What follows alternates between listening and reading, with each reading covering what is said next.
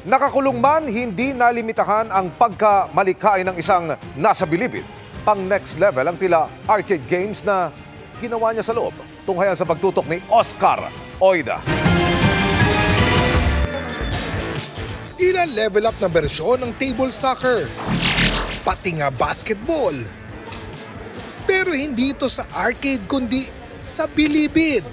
At likha ng isang PDL na hindi nagparehas ang imahinasyon. Wala po kasing magawa dito sa kulungan. May ping-pong, may table hockey, may soccer. Bakit yung basketball nawawala? So diyan ko itinuon yung 28 years ko na ginawa. Nai-patent ko yan noong 2018. At ang dating ideya at disenyo, isang taon namang inassemble sa tulong ng mga kakosa at suporta ni New Bilibid Prison Director Gregorio Katapang. Naglaro kami na to, nagustuhan niya. Ito, tinulungan naman ako ni Director para ayusin ko.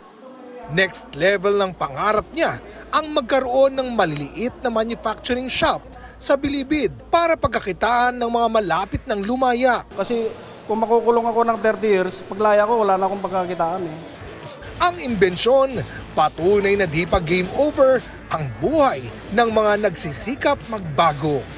Para sa GMA Integrated News, Oscar Oida, nakatutok 24 oras.